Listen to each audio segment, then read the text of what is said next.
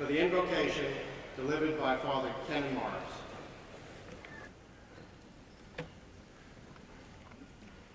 What we call an end, the poet tells us, is often a beginning.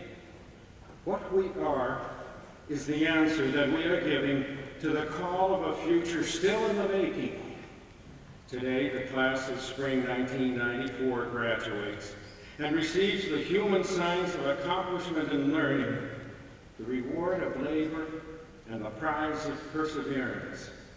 This end, too, is a beginning, the point from which each graduate takes a new step and begins to take the measure of the house that is still to be built, of the house that each graduate and all humankind must call home, a home as small as the heart and as wide as the world. Let us pray. O Lord our God, we offer you thanks for the blessing of our intelligence, for the power of our freedom, and for the work of love that you have given into our keeping. Open our eyes and ears to your word as it comes to us in you each day, so that we may truly understand that for all its greatness and beauty, humanity is not enough. We celebrate today both a task accomplished and a task still to come, the building of your city, Lord, a city of living stones. Send over us the spirit of light and understanding, that we may come to the knowledge that surpasses all understanding and leads all people to peace. Help us to make our own your living word, so that all peoples may indeed know that we are all brothers and sisters, all children of the one God. And those of us who stay, O Lord, add this prayer for those who leave. May the road rise to meet you. May the wind be always to your back. May the sun shine warm upon your face. And until we meet again, may God hold you in the palm of his hand. Amen. And one last time, be good.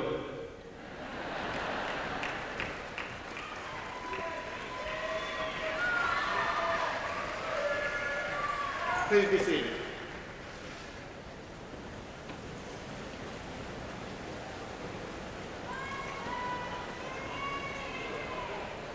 Ladies and gentlemen, welcome to the spring 1994 graduation ceremony.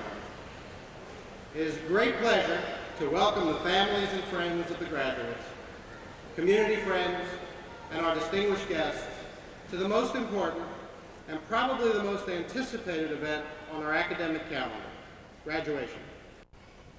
Now I am pleased to introduce the president of Embry-Riddle, Stephen Slewa. President Slewa.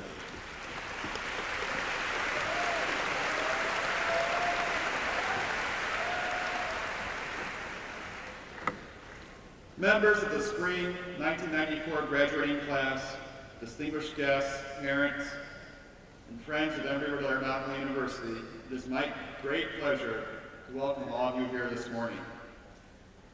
In turn, I would like for all of you to welcome our commencement speaker, Paul D. Manier, President and Chief Executive Officer of Signature Flight Support. At 43 years of age, he's an executive of the aviation industry who believes that work should be fun. Those of you who fly know what that means. I'm introducing you to a man who thinks it is a great challenge and great fun to keep you flying in style, comfort, and safety above all. Mr. Manier is a native of Oklahoma who went to Cornell Law School and became a Wall Street lawyer. He decided that combing through the intricacies of such ponderous documents as a Philadelphia Water Authority bond issue was a job too far removed from people. He wanted to see faces, especially happy faces of people he was working with and the audiences they served.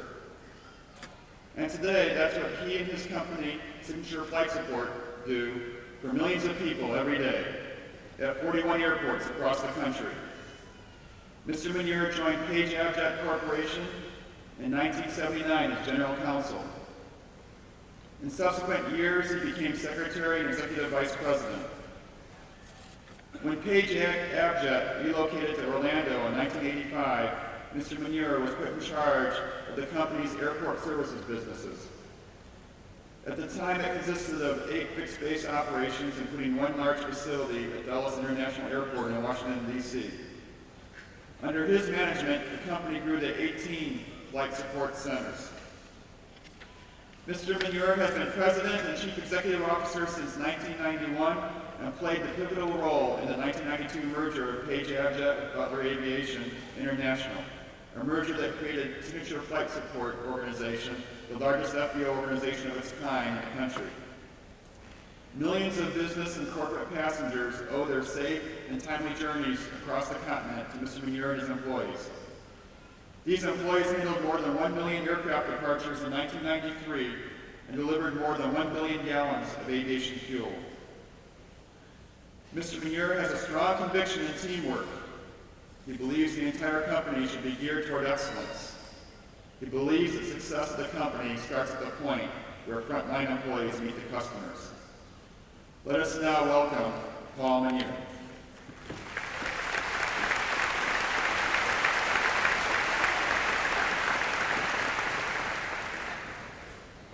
Learning requires the ability to suspend belief in what we know. Women and men of the 1994 graduating class of Embry-Riddle Aeronautical University, with all due respect, I ask you today to begin the process of forgetting what you have learned.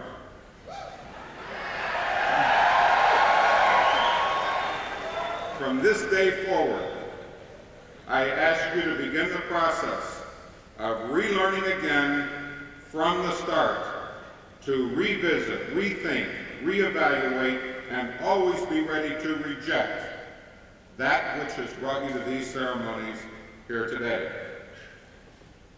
To say that I am honored to be addressing this convocation on an emotionally charged day like this is obviously an understatement. I am honored, however, not for the reasons that you might expect. I am honored to be in the presence of so much vitality, so much energy, and so much inexperience. Inexperience. Of all the assets you possess today, none is so valuable and none so fleeting as your inexperience. Inexperience is the natural source of your boldness, your freedom of thought, your imagination, all of the qualities, frankly, that great universities are all about. Great universities are about freedom of thought, and I ask you today, I beg you, do not voluntarily surrender your freedom of thought. Perhaps the Latin scholars here today can explain why experience and experiment are rooted in the same word. I am awed by inexperience because I am awed by the willingness of the inexperienced to experiment, to try, to risk, to make mistakes, and to fail. You should be honored to be here today as well. Honored by your entry into a unique fraternity of women and men all over the world that share a common obsession: aviation. Whether by chance or conscious design, by inertia, as in my case, or great strategic thinking, not in my case, you are today part of a great calling, the great beckoning that I call flight. So let us today take a few quiet moments sometime during the course of the events to reflect upon the great good fortune we share together to be in aviation and to be a member of a community worldwide of those people who enable things and people to fly. So why do I extol inexperience? knowledge, like time, is transitory. And knowledge is not nearly so important as the search for knowledge. Experience is never as important as the process of acquiring it. Today you are embarking on a journey which far surpasses in significance your destination. Do not take comfort in what you have learned. Seek refuge instead in an unquenchable thirst to know something more or experience something greater than you already have. So I am here today to give you splendid advice for your flight through life. As President Sliwa noted, I am trained as a lawyer. I call myself a recovering lawyer because the mind, once twisted, can never be completely re-straightened.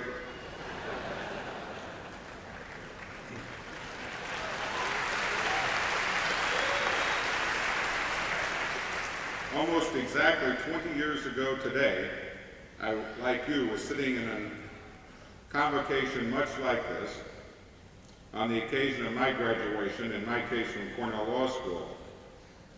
And if I was given advice on that day, it was not the splendid advice that I'm going to be giving you.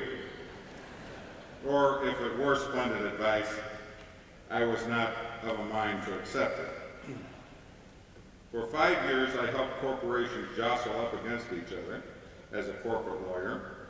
I played around with contracts and addenda and lawsuits and depositions, and as President Sliwa noted, the Philadelphia Water Authority bonds. In short, I was dead. Since President Sliwa bored you with the story of my rebirth, I will not recount it except to say that what really began to change things is when that QE2 sailed into New York Harbor at 3 in the morning that day, and my mind had wandered from the Water Authority bonds, and I was looking out the window, and I noticed they were having a rather wonderful and raucous deck party, and I said, "What's wrong with this picture?" Suffice it to say that I left my cell, and a couple of years later, by happenstance, I landed at a company which is now called Signature Flight Support. So I'm one of those that fell into aviation. I now spend my life on airports.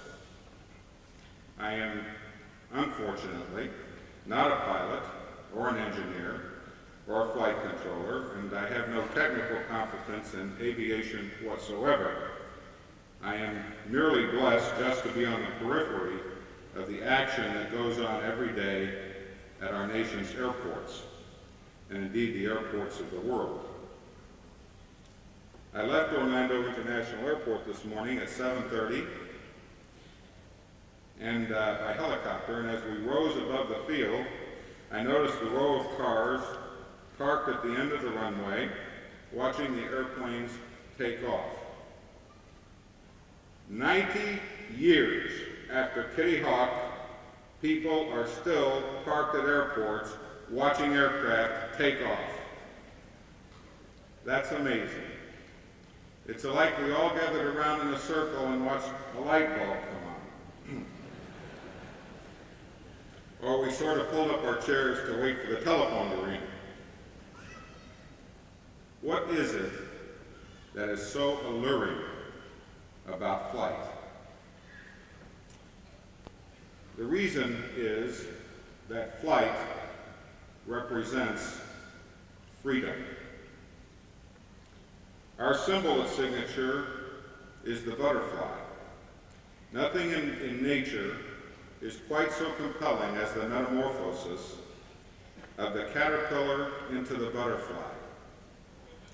Aviation is that calling which enables us to shed our lowly sense of inadequacy and fear and become part of something that is greater than ourselves, in short, to give up life as a caterpillar. And that's what you're doing here today. Do not consider this emotional ballast, to be kind in my wording. Aviation's mystical association with energy, movement, and freedom is the reason, ladies and gentlemen, that we are gathered here today. Aviation is home to those unwilling to consign themselves to a boring life. Indeed, I just want you to remember this key point. All of human motivation, in the highest sense of the word, in my opinion, is the desire of each of us to be part of something that is greater than ourselves. Please search for that quest. Please search always to be doing something that is more important than just yourself. I submit that it is only at those times that you will be truly happy. Yet, aviation is not about unruly freedom. Aviation is about harnessed energy and about disciplined movement. It is about fixing on the horizon when the world is topsy-turvy. It is about controlling that which is controllable and adjusting to that which is not. It is about total immersion in and awareness of the elemental forces of nature. And it is about pushing the envelope, redefining the limits, relentlessly adjusting the bar ever higher, ever faster, ever safer. And that, my friends, is what real life is all about. Not the life of the dead, but the life of the living. David Livingstone wrote, "I will go anywhere, provided it is forward." Oscar Wilde said, "The longer I live, the more keenly I feel that whatever was good enough for our fathers is not good enough for us." Thank God that is the philosophy that was shared by Orville and Wilbur Wright 90 years ago. Aviation is no home for the satisfied, no refuge for the smug, no wayport for the comfortable.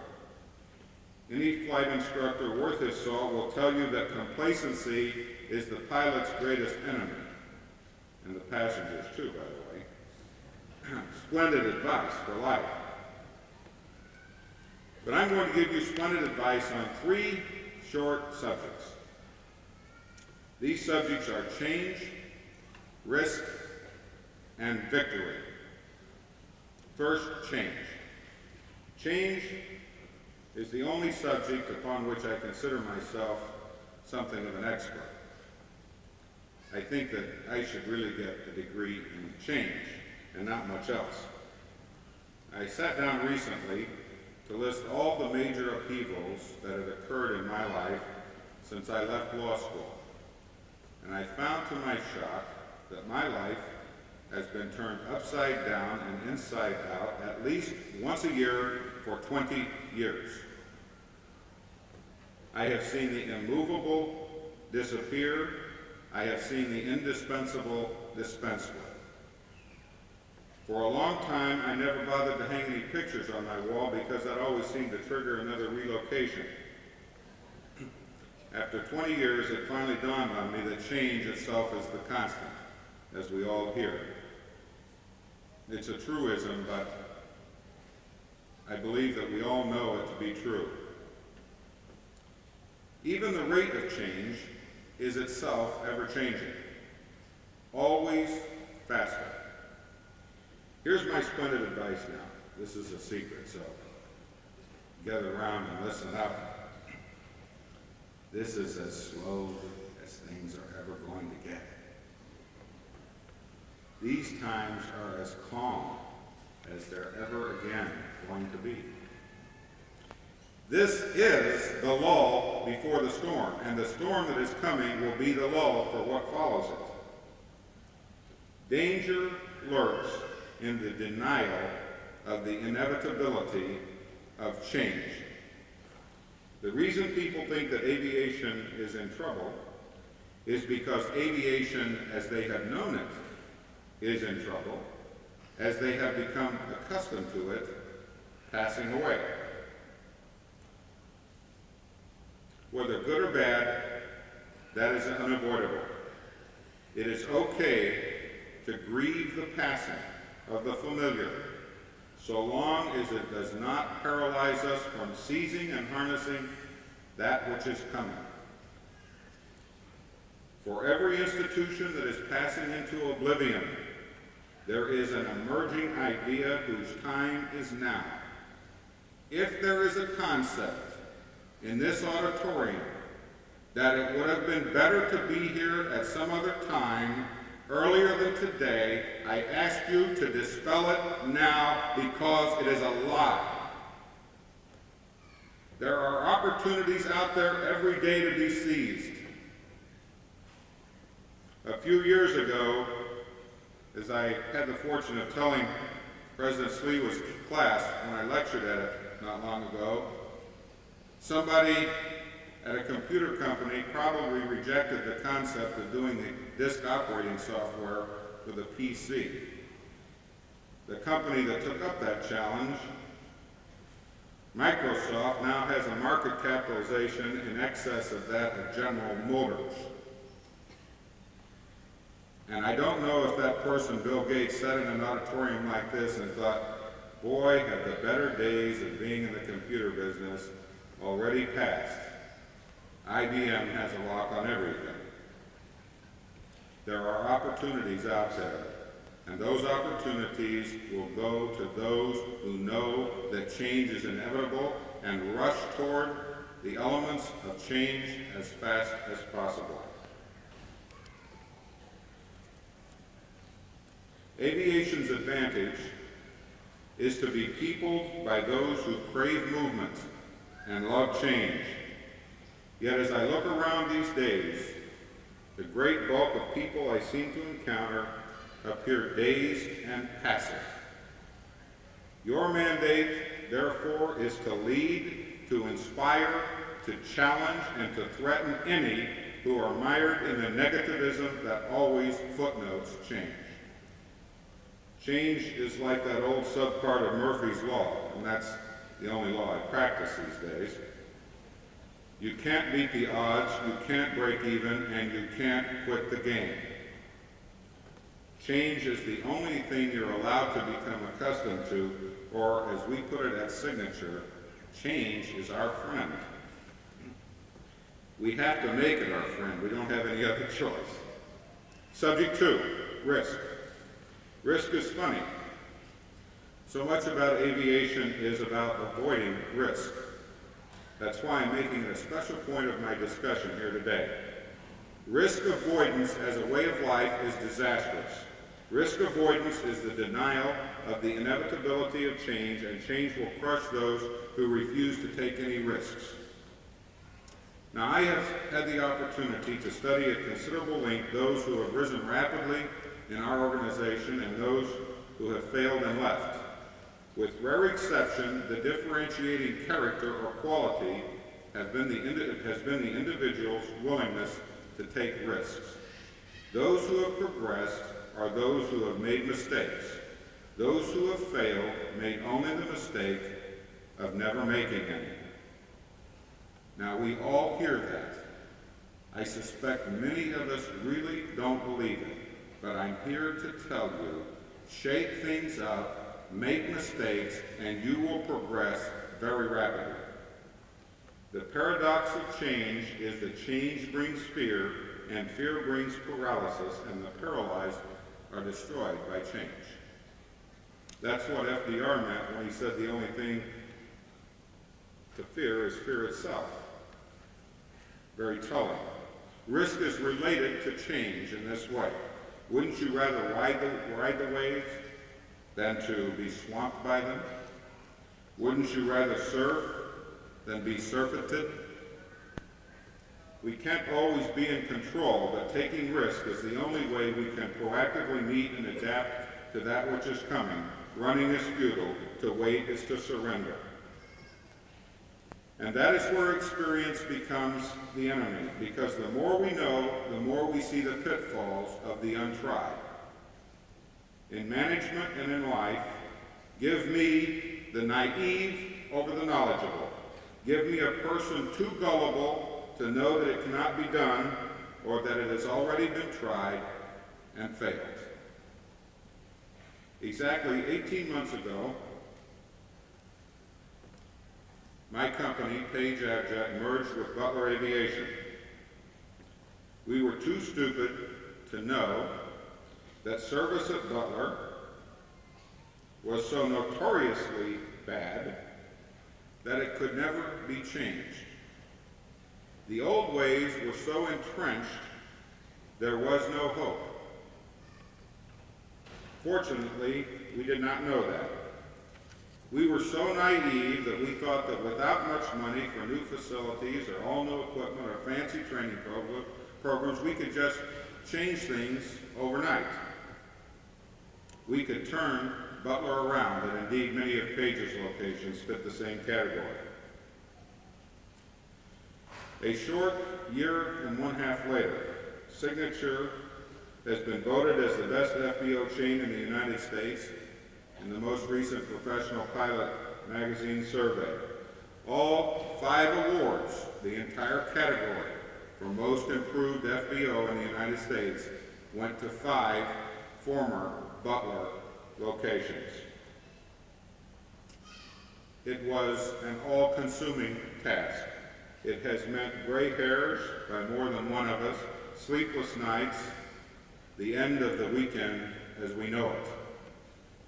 With the experience I have had, I would be tempted next time to realize that the task is almost impossible and way too risky.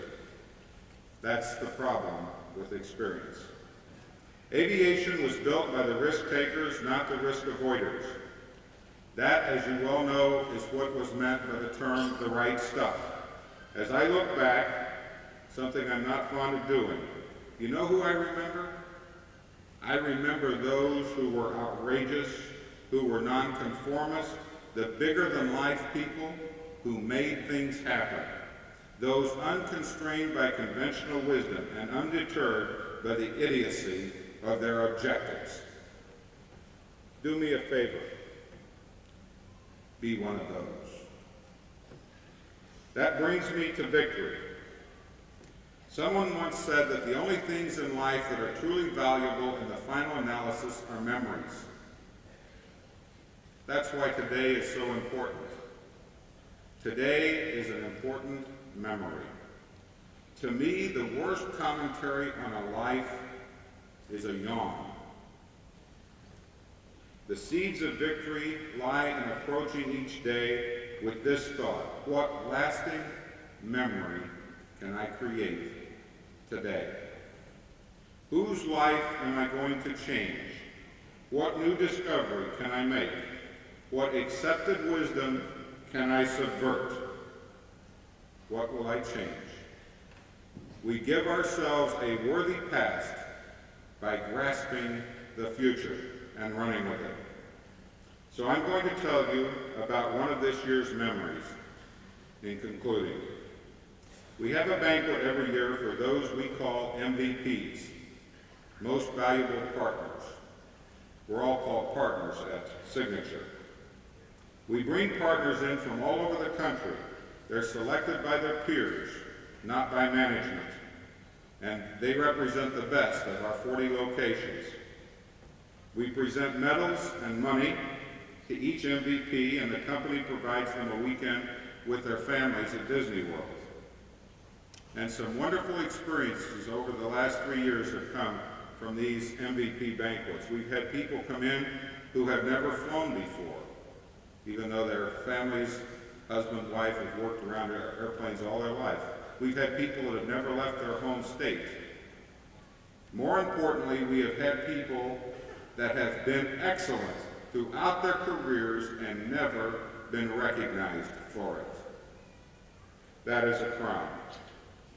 As I was placing a medal on one of our MVPs this year, this is just 2 months ago in Orlando, he was a wizened mechanic from Boston, old line, labor union, a former Butler base. He whispered to me, "Thank you for making me proud of where I work." That's a memory, and that's my definition of victory. You leave here today with the talent, resources, and naivete to make your dreams come true. Today is living evidence that dreams do come true. Do not seek the calm current. Slip the surly bonds of earth. Soar free. Can you, ladies and gentlemen, smell victory here today? I can.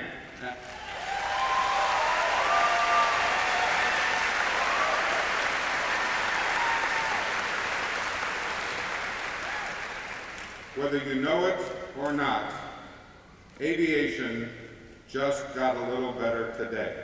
Congratulations.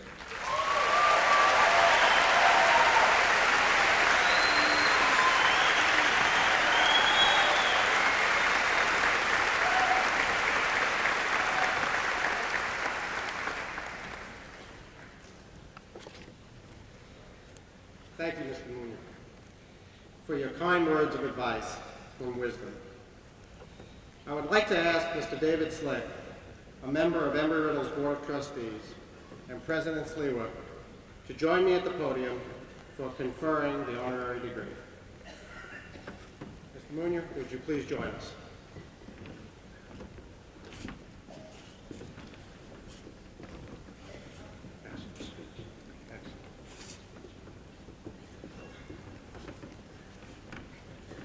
Paul Meunier has successfully managed numerous challenges in his young lifetime. He pursued a career in law. He met and mastered the fiercely competitive world of business. Today, as aviation encounters a variety of ill winds and financial turbulence, Mr. Meunier and his company strive to find ways to help customers more efficiently operate. They are partners as much as providers.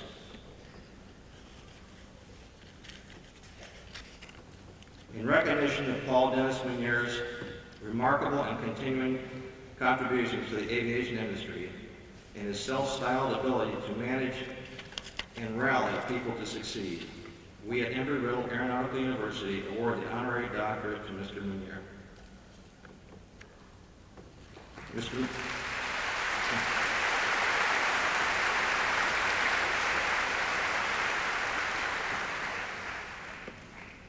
Mr. Meunier, by the authority vested in me by the Board of Trustees and on the recommendation of faculty, I hereby confer on you the degree of Doctor of Aviation Management, honoris causa, with all the rights, privileges, honors, and responsibilities appertaining thereto. Congratulations, sir.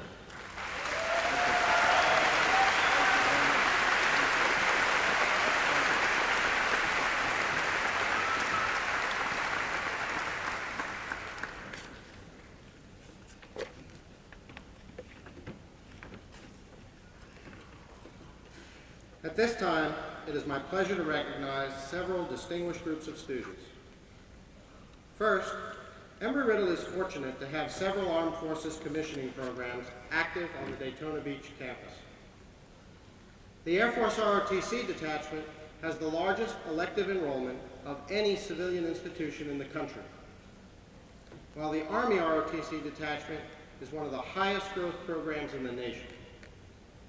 Some of our students also join the Navy and Marine Corps through off-campus programs. We are extremely proud of our graduates who have become the newest second lieutenants in our nation's armed forces. Will the new lieutenants please stand at this time and be recognized?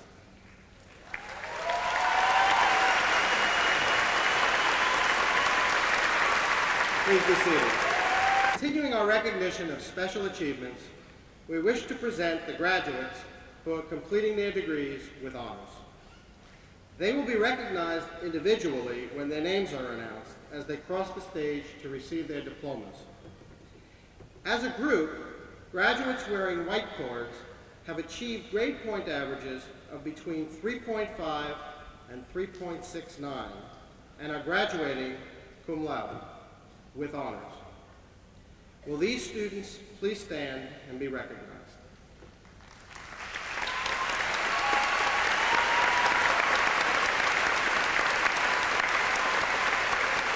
Please be seated. Graduates wearing red cords have achieved grade point averages of between 3.7 and 3.89 and are graduating magna cum laude with great honors. Will these students please stand and be recognized?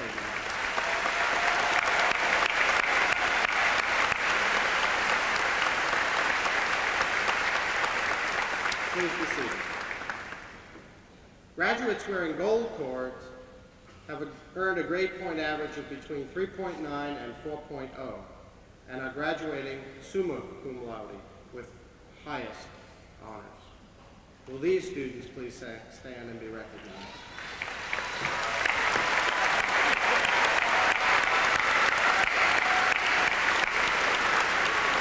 Please be seated.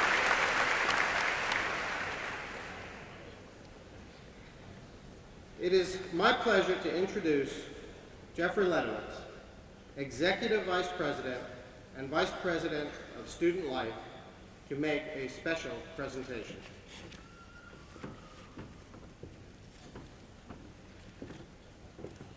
Each commencement, an outstanding graduating senior is selected to receive the President's Award. Candidates for this award of distinction are selected on the basis of academic excellence, campus activities, and contributions to the university and to the local community. These students are leaders who challenge others around them to think, to question, and to act, and are recommended by representatives of the faculty, the staff, and the student body. Nomination for this honor reflects campus-wide recognition of outstanding accomplishments. Settling on a list of finalists was difficult, and selecting one recipient means to deny some of our finest students recognition they too should receive. At the very least, we would like to have the finalists stand and be presented to you, since they represent the very best we have at Embry-Riddle Aeronautical University.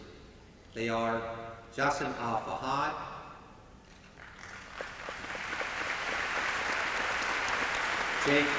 Jason Botts, Donna Coy, Kopeke, John McDonald, and Anthony Patton. Please be seated. Now, President Sliwa will join me at the podium to announce this year's recipient of the President's Award. I'm very pleased today to announce the senior who is receiving the President's Award.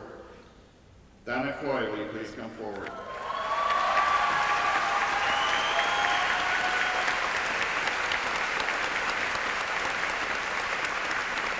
Donna Coy is an aerospace studies graduate with minors in aviation safety, air traffic control, and space studies, and is graduating magna cum laude.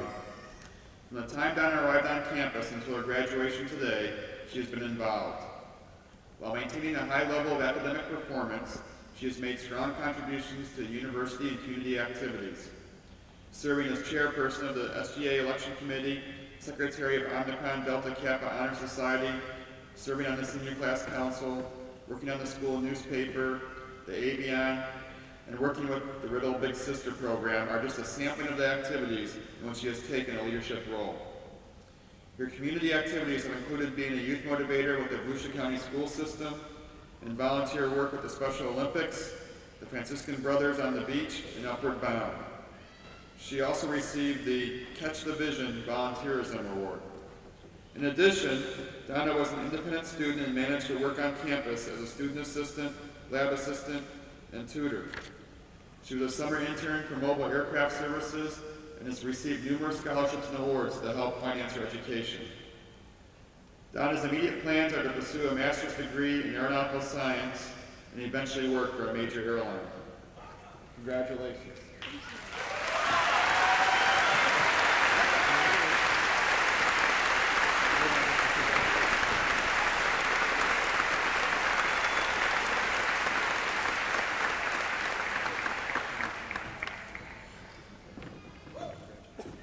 My pleasure to introduce to you the President of the senior class, Todd Gumbreth. Todd.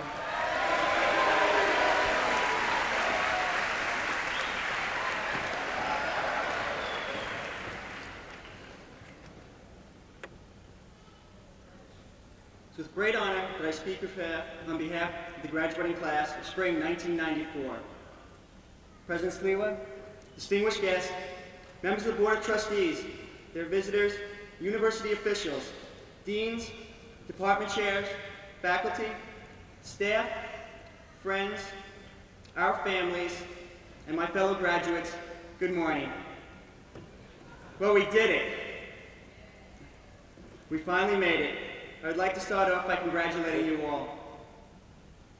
Our accomplishments here at Riddle over the last 4, 5, and 6 years. We will carry with us our own individual memories of our college experience, our friends, this town, and Embry-Riddle have changed our lives. This morning, rather than reflecting on our accomplishments of the past, I'd rather look forward to the challenges and opportunities that await us in the future. Recently, it has become popular in the media to label or measure our group as Generation X. David Martin of Newsweek wrote, "I'm fed up with this ceaseless carping of a handful of spoiled, self-indulgent, overgrown adolescents. Generation Xers should be called the whining generation." This label was originated by Douglas Copeland in his book, Generation X, a chronicle of a disposed youth. In mathematical terms, it's an unknown variable, but in popular media it has become to mean slackers, 20-nothings, crybabies, or whiners. One common prediction that accompanies this label is the constant reminder that we will never obtain the success of our parents. This measurement disturbs me because it is gauged in dollars and cents, and not on our ability to make this world a better place. Every generation has had its group of whiners, but none have had the misfortune to be wholly gauged or classified as such. What is the purpose of this negative media assault? I feel that this label is demeaning, it's counterproductive, it pits one generation against another, it stirs up resentment, and I feel that it gives us a feeling of gloom. Every generation has had its challenges to meet, from the difficulties of the Great Depression to the wars in Europe and Asia. But we too have had our challenges to meet. In our lives, our planet has begun to pay the consequences of decades of mass pollution. We have grown up with dysfunctional families that have been separated because of dual careers, 50% divorce rate. Racism and prejudice still continue to separate our communities. We've been met with mass availability of illegal drugs, plagued by the fear of AIDS. There's a massive national debt, and our job market seems to be downsizing and saturated at this moment. Without directing blame onto anyone, and that we cannot do, these are legitimate concerns and problems. But we have been shaped by these experiences. Who are we now? Well, we are a group, number one, who won't be labeled. Our experiences have given us a common bond, yet every one of us remains an individual in his own way. Collectively, we won't be demeaned or slandered. We have our challenges and our legitimate concerns, and I feel that the media will not belittle or discourage us from our dreams. Here we stand today, graduation. Our experiences of the past and of our present conditions will direct us towards our future challenges. It is our responsibility to accept these challenges, to turn them into opportunities. Meeting these challenges may be redefining the American dream. Once success was once measured in dollars and cents. Hopefully, we will measure it in the health and happiness of our families, of our community, of our schools, of our job, and of our planet. Presently, in the popular media, they strive to scale our future potential, but I'm not going to let, and we will not let, their monetary measurements, because they are not applicable to our goals. Their labels are not suitable to our abilities, and their negativity is not relevant to our future. To all of you, my spring 1994 graduates, I say congratulations. Remember, when we leave here today, let us learn from our past, and let us create a better world for tomorrow. We all owe our presence here today to those who have given us so much, so that we could learn and be better people. To our families, to our friends, and to our teachers of life, thank you.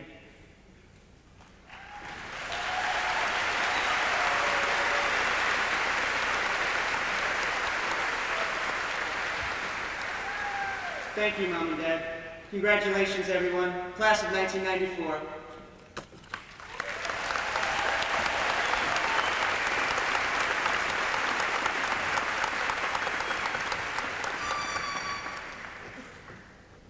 I am now honored to recognize Embry-Riddle's faculty finalists for the Outstanding Teaching Award. Those faculty who are picked by their peers for this singular honor. This award was created to help emphasize the importance that Embry-Riddle places on excellence in the classroom. The selection is made by a faculty committee from a group of truly outstanding nominees who represent the best of a quality faculty. Nomination in itself is an honor. The selection committee is faced with the task of observing and evaluating excellent teaching and making the fine discriminations required to reduce the numbers to 4 finalists. Will this year's finalists please stand and be recognized? They are Bruce Chadbourne, Professor of Aviation Business Administration.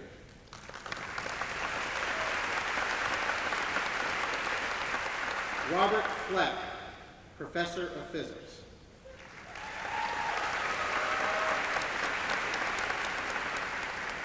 Charles Richardson, Professor of Aeronautical Science. And John Wheeler, Professor of Humanities.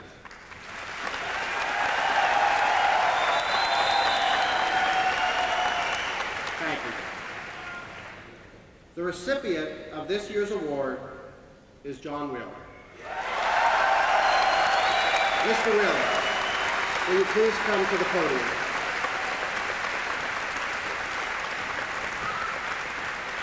Professor Wheeler has taught at Embry-Riddle since 1972.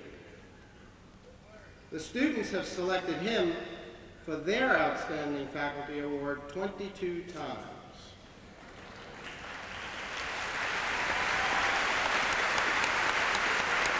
Over the years, he has taught both the religions of mankind and ethics courses to thousands of Embry-Riddle students.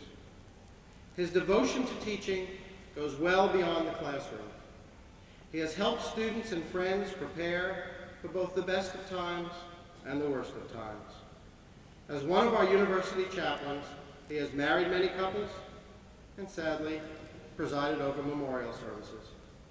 And he has counseled countless students, faculty, and staff members through crises. He is a man who brings his humanity and his wide-ranging experience to our students. Our outstanding teacher for 1994, John P. Wheeler, has devoted his life to Embry-Riddle Aeronautical University. Congratulations.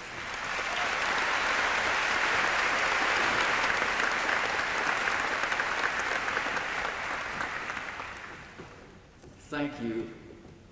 May I say a special thanks to the Embry-Riddle students and 21 generations of students like you.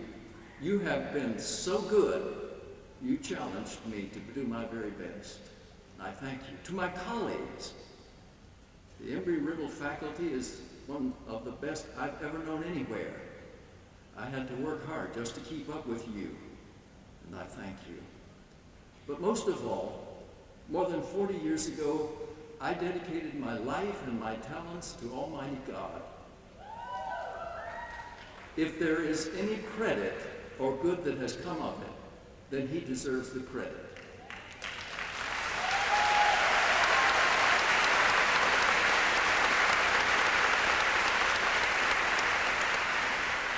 On his behalf, I accept this very great honor and thank you from the bottom of my heart. God bless you. Will you please remain up here at the podium? Ladies and gentlemen, I regret that John Wheeler is retiring, and we will be losing one of our outstanding teachers. We're happy to announce, however, that he has agreed to continue serving our students as chaplain. In addition to Mr. Wheeler, two other distinguished faculty members, Del Ransom of the Aviation Computer Science Department and Eleanor Miller of the Humanities Social Sciences Department, are also retiring. Unfortunately, Ms. Miller was unable to be with us today, but I would like Mr. Del Ransom to join us at the podium at this time.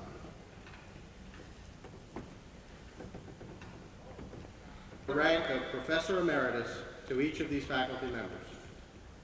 You've already heard a brief description of Mr. Wheeler's accomplishments. I would like to tell you about Mr. Ransom's career at Embry-Riddle. Professor Ransom has served for 15 years as a faculty member in the Aviation Computer Science Department.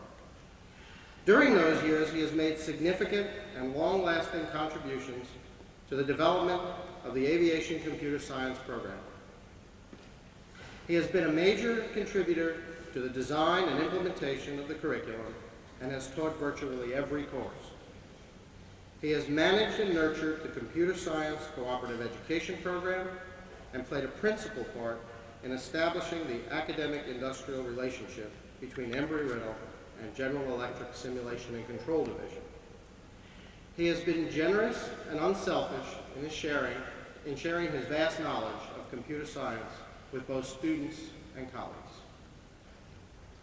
Professor Ransom has been a role model for our students and has provided leadership in building a quality program in computer science that serves the best interests of aviation and aerospace. The faculty, staff, and students of Embry-Riddle extend their congratulations to each of you and their best wishes for many rewarding years of well-deserved retirement.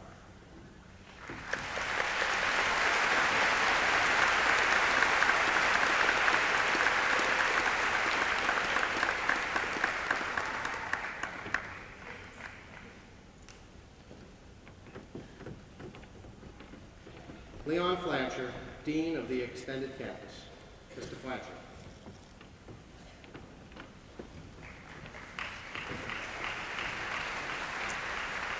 Ladies and gentlemen, the Extended Campus oversees residence centers in the United States and throughout the world. We're pleased to have a number of our students and faculty here today to participate with the Daytona Beach campus in their commencement ceremony. Assisting me in recognizing these graduates will be Mr. Robert Hall, Dean of Academics for the College of Career Education. Mr. President, the faculty of the Extended Campus are pleased to present the candidates for master's degrees. The master's hoods, which the candidates are wearing, were awarded at a ceremony earlier this morning so that they could be recognized as graduate candidates. In the classical tradition, Embry-Riddle's hood reflects the school's colors, sky blue and sun gold. The eagles on the gold chevron are symbolic of the unique mission of Embry-Riddle Aeronautical University. The candidates will now come to the platform to receive their diplomas. As the graduates cross the stage, they will be presented their diplomas by Mr. Hall.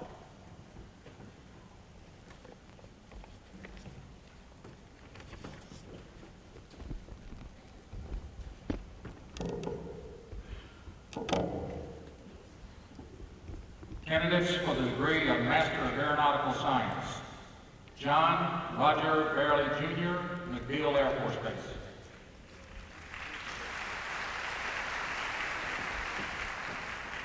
David Scott Branks, Patrick Air Force Base.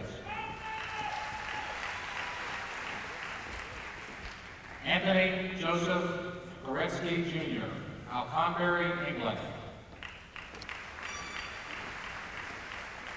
Thomas Allen Brywatch, Andrews Air Force Base. John Kendrick Hall, Patrick Air Force Base. Jean Marie Hopkins, McGuire Air Force Base. Raymond Michael Mikadara, Cecil Field, NAS.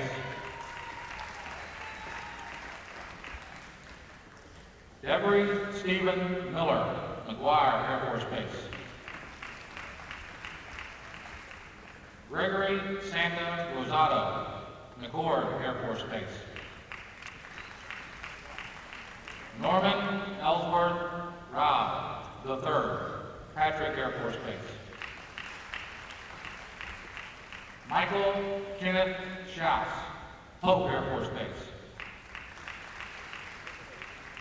Brad Logan Sulzer, McBeal Air Force Base.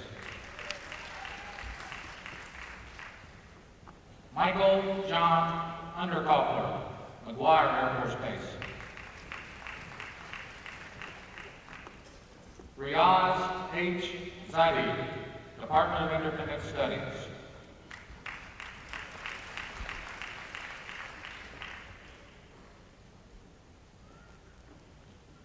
Candidates for the degree of Master of Business Administration in Aviation.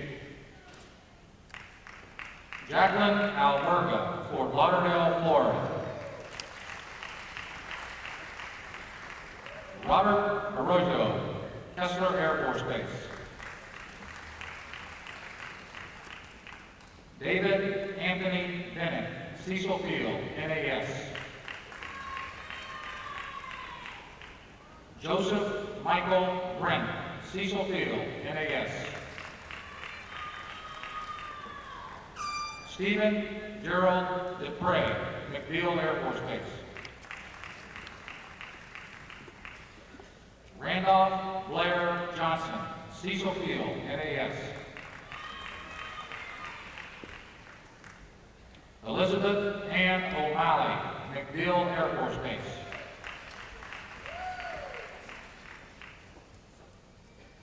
John J. Sulkey, Patrick Air Force Base. This concludes the master's candidates for the extended campus.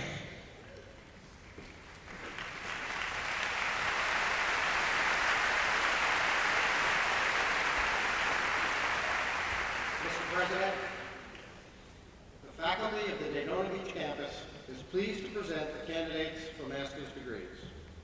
The candidates will now come to the platform to receive their diplomas. The program coordinators for each of the degree programs will present the diplomas.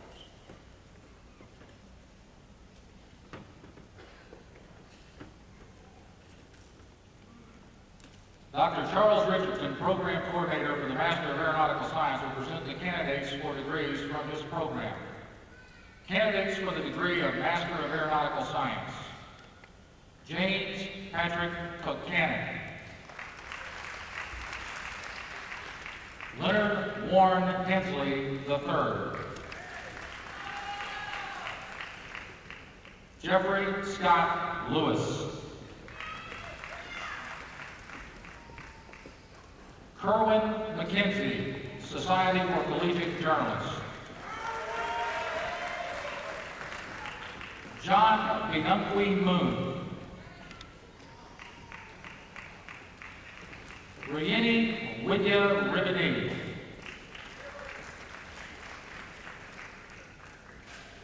Suresh Ramalingam, Who's Who 1992, Michael John Rapiano,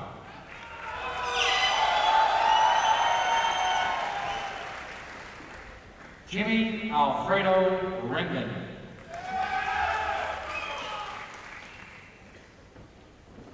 Renee Risquiono,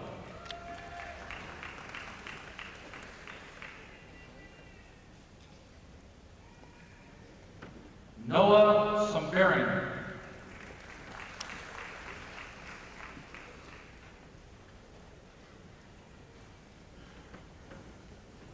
Aminuddin Chickman,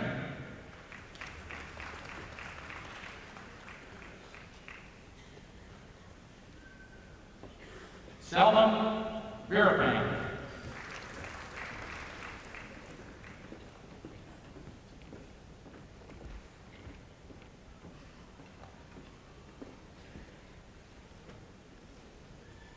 David Hazen, Chair of the Aerospace Engineering Department, will present the candidates for the degree of Master of Science in Aerospace Engineering. Candidates for the degree of Master of Science in Aerospace Engineering, Adriano Almada.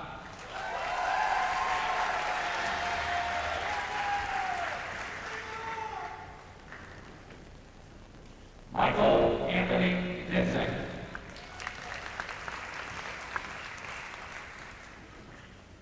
Mansoor Nazarati Kara. Nicholas H. Keatsman Jr., Who's Who 1992, Omicron Delta Kappa. Sean C. Piper, Sigma Gamma Tau. Mary Helen Pompey.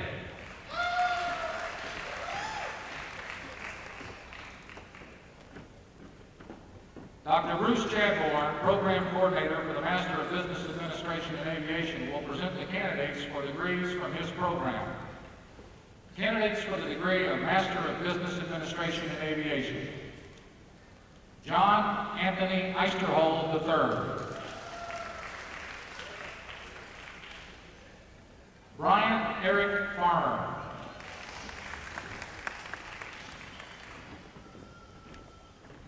Samson Caltungo Garba.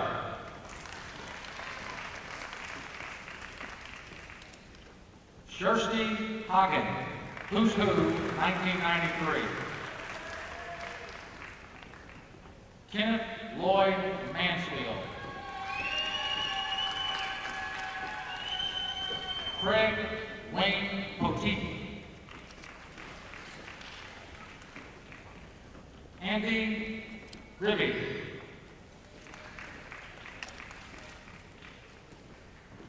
John Savoya.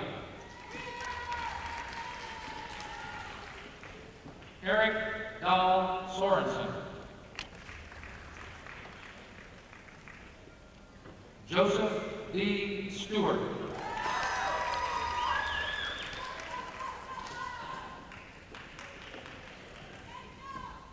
Hasriani Sutopo. This concludes the master's candidates from the Daytona campus.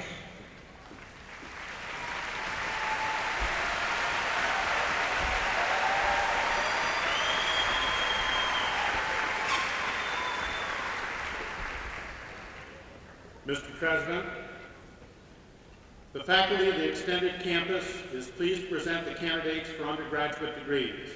The candidates will come to the platform where Mr. Hall will award their diplomas.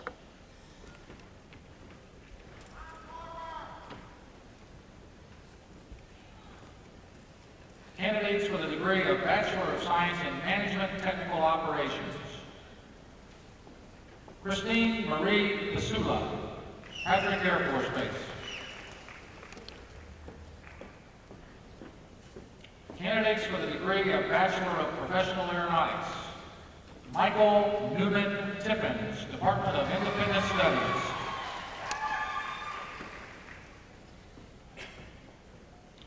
Candidates for the degree of Associate of Science in Professional Aeronautics: James Thomas Reynolds, Cecil Field, NAS.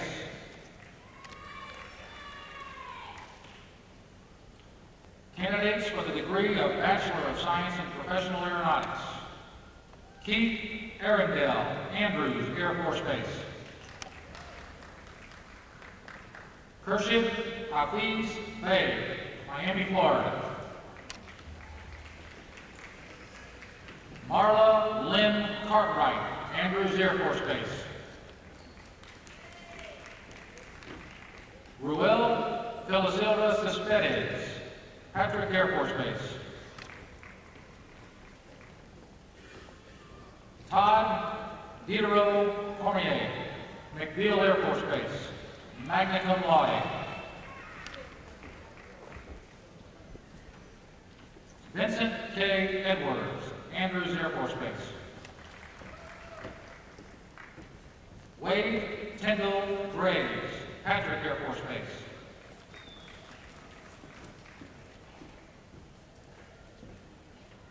Arthur Charles Harris IV, Cecil Field, NAS. Colin Edward King, Department of Independent Studies. Robert Braden Lee, Nellis Air Force Base. William M. Lincoln, Fort Rucker, Alabama.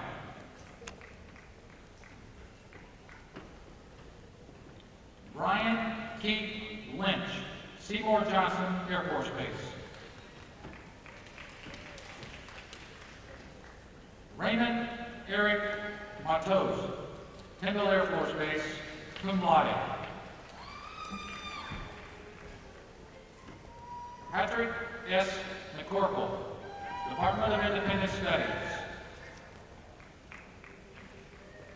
Anthony Earl New, MacDill Air Force Base. James Robert Rollins, Andrews Air Force Base. Robert Brooks Schuler, Cincinnati, Ohio. Roosevelt Solomon Jr., Cecil Field, MAS. David Andrew Starkey, Lauderdale, Florida, summa cum laude. Ross G. Suosi, contract for degree. Richard Brian Sweeney, Department of Independent Studies.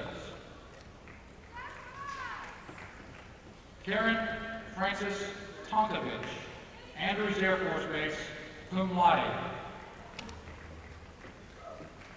Pete John Barak, Miami, Florida. Jonathan Scott Warner, MacDill Air Force Base.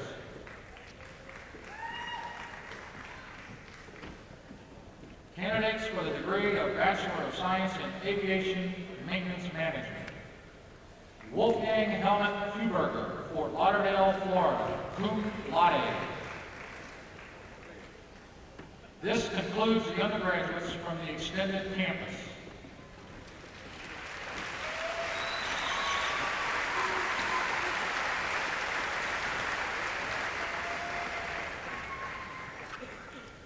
Mr. President, at this time, the faculty of the Daytona Beach campus is pleased to present the candidates for undergraduate degrees. The department chairs for each of the degree programs will present the diplomas.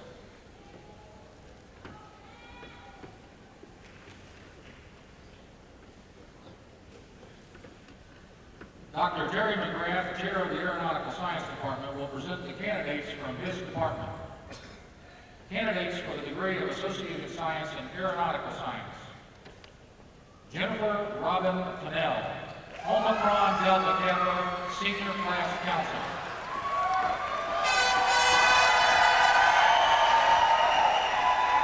Candidates for the degree of Bachelor of Science in Aeronautical Science. Fred Stewart Aberg.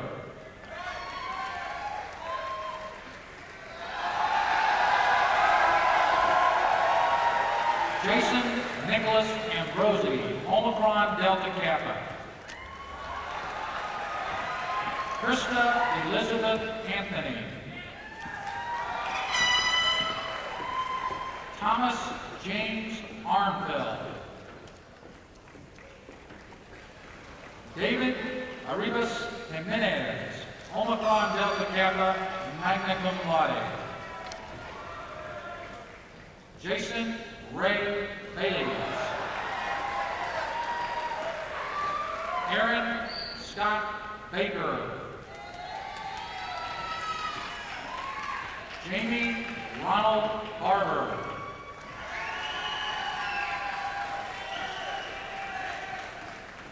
Ryan Scott Barr. Scott Paul Barton, Omicron Delta Kappa. Aaron Thomas Beatty. Roger S. Battistoni. David Armin Virag. Russell Cameron Berenson. Robert William Bertling. James Lester Byersdorf. Christopher Earl Blankenship. Raymond John Post. Suzanne Nicole Broadbent. Carrie Rogers Brown. Julie Leanne Busking, Senior Class Counsel. Thomas Matthew Campbell. Michael Joseph Chadwick, cum laude. Second Lieutenant Nicholas Horace Chavas III, Who's Who, 1992 and 1993, Senior Class Counsel, Omicron Delta Kappa. Chad Allen Christopher. Michael Andre Cornelius, cum laude. James Dean Cox, Senior Class Counsel. Charles Poe Craig, Jr. Brian Todd Crooker. William P. Cush. Sergio Gabriel Dioria, Society for Collegiate Journalists. Christopher Duggar Davis. Kevin Lee Dayton. Greg Michael DeLay. Eva Laurie Derryberry. Robert E. Devidason. John Francis Doherty, Jr. Glenn Allen Dowler. Charles Randall Duncan. Kevin Stephen Duquette. Jeffrey John Ebert. Patrick Dennis Eli. Paul Andrew Engel. Robert Homer Ewing III. Joseph P. Finelli III, Senior Class Counsel. Stephen F. Fiskus, Who's Who, 1992, Omicron Delta Kappa. John Stanley Fitt. Richard B. French, Jr. Jarrett Wade Furr. Nicholas Rodney Andrew Goddard. Christopher Neil Greenhouse, cum laude. Millard Timothy Griffin. Thompson Harold Hay. Cash Martin Hare.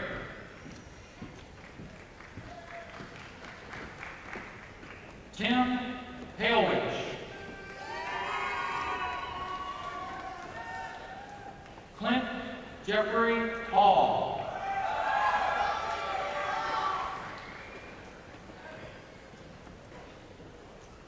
Kathy Lynn Heller, Senior Class Counsel.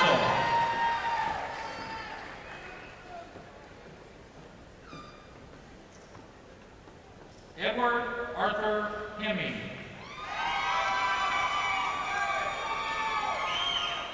Barry Edward Hill, Senior Class Counsel.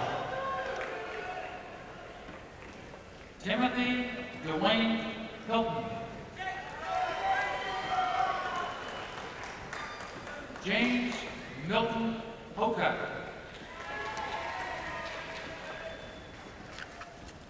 James Charles Hoteling. Mark Wesley Hauser, magna cum laude. Bradley Dean Pinnekins, Omicron Delta Kappa.